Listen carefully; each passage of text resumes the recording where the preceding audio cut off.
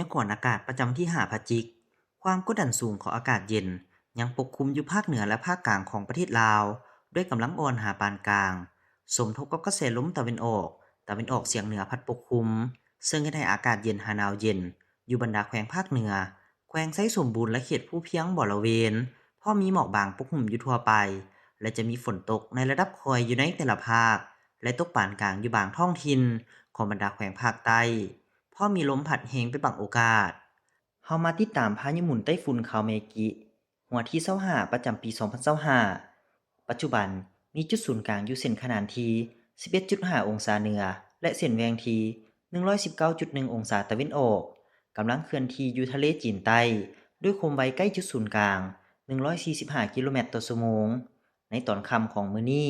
คาดว่าพายุจะอ่อนกำลังลงกลายเป็นพายุหมุนเขตร้อน เคลื่อนที่เข้าภาคกลางของประเทศเวียดนาม และในตอนเช้าวันที่7พายุหัวนี้จะอ่อนกำลังลงกลายเป็นพายุ Depression ปกคลุมอยู่ภาคใต้ของประเทศลาวซึ่งพายุหัวนี้จะส่งผลกระทบเฮ็ดให้มีฝนตกฟ้าร้องฟ้าเหลื่อมในระดับคอยหาปานกลางและตกหนักหาตกหนักหลายเพราะมีลมพัดแรงอยู่บางท้องถิ่นของบรรดาแขวงภาคกลางและภาคใต้เช่นแขวงอัตตปือเซกองจำปาสักสารวันคำมวนสวรรณเขต บริคำไซนครหลวงเวียงจันทน์และสยบุรี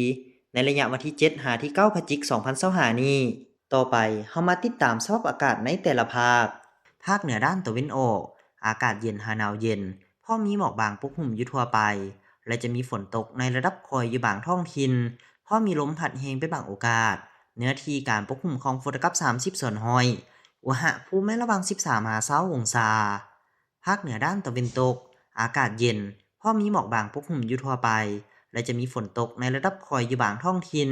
พอมีลมพัดแรงเป็นบางโอกาส เนื้อที่การปกคลุมของฝนกับ30ส่วนห้อยอุณหภูมิในระหว่าง18หา29องศาที่นครหลวงเวียงจันทน์อากาศเย็นในตอนเช้าพอมีหมอกบางปกคลุมอยู่ทั่วไป และจะมีฝนตกในระดับคอยอยู่บางบริเวณพอมีลมพัดแรงเป็นบางโอกาส เนื้อที่การปกคลุมของฝนกับ10ส่วนห้อยอุณหภูมิในระหว่าง23มา29องศาภาคกลางอากาศเย็นพอมีหมอกบางปกคลุมอยู่ทั่วไป และจะมีฝนตกในระดับคอยหาปานกลางอยู่บางท้องถิ่นและมีลมพัดแรงเป็นบางโอกาส เนื้อที่การปกคลุมของฝนกับ30ส่วนห้อยอุณหภูมิในระหว่าง19มา31องศา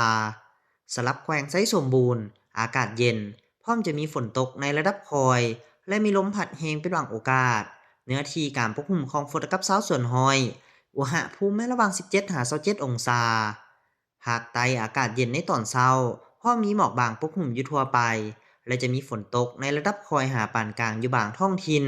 และมีลมพัดแรงเป็นบางโอกาส เนื้อที่การปกคลุมของฝนกับ50ส่วนห้อยอุณหภูมิในระหว่าง20หา32องศาสำหรับเขตผู้เพียงบริเวณอากาศเย็นหาหนาวเย็นพอมีหมอกบางปกคลุมอยู่ทั่วไปและจะมีฝนตกในระดับคอยหาปานกลางเนื้อที่การปกคลุมของฝนกับ50ส่วนห้อยอุณหภูมิในระหว่าง15หา24องศา